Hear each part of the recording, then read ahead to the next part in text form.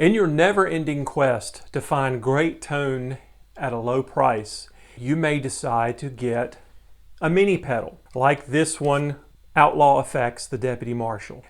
This is basically supposed to be a Marshall in a box, and I bought it used for like 20 bucks plus $10 shipping. This doesn't have a battery in it. And how are you supposed to power this if you can't put batteries in it? Well, you'll need some kind of adapter. Now you can get this standard wall wart adapter like for the Boss pedals. It's the same 9-volt configuration. But if you've got more than one of these, you don't want to have to buy another power adapter every single time. So perhaps you might do something like this One Spot, which has a higher amperage rating, meaning it can power more than just one pedal, and you just need one of these daisy chains. These are okay. I use one of these as a backup, so if my pedal board power fails or what have you, I've got something that can power, or if I have one effect that's pulls a lot of power, this will power it. The only downside is they can sometimes tend to be noisy, especially if you're playing somewhere where maybe the power isn't the greatest. So here on Dirt Cheap Guitar, I'm always about trying to find multiple ways to use something. And if you have one of these, you already have a power supply. This is the Boss tuner, the TU3.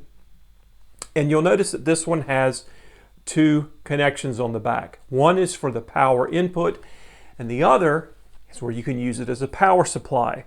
Now, don't make the mistake of using a standard Boss adapter to try to power up a bunch of pedals. It'll work for a couple, but not a lot. What you'll need is one of these. What this is a power supply unit that's put out by Roland. Roland is a parent company of Boss, so it's compatible with it. And if you buy your tuner is in one of their package deals, sometimes it may come with this power supply. This is a PSB 01, and the difference is, whereas regular wall wart power supplies might be rated in a certain number of milliamps, this one is rated at 2 amps, so it will power quite a bit of pedals. And using that, this is what I use for my power supply on my pedal board. Now, yes, I could go out and there's other power supplies out there that may be less expensive if you don't have one of these pedals, but you should have one of these pedals because these are really good tuners. These are going to be more accurate than the clip-on tuners that you'll see. So, this is probably to me, one of the better pedals that Boss makes because it serves two purposes. It can tune and it can be a power supply. And these adapters, I think they're around 20 bucks when you order one. So if you get the package deal, figure about $20 extra.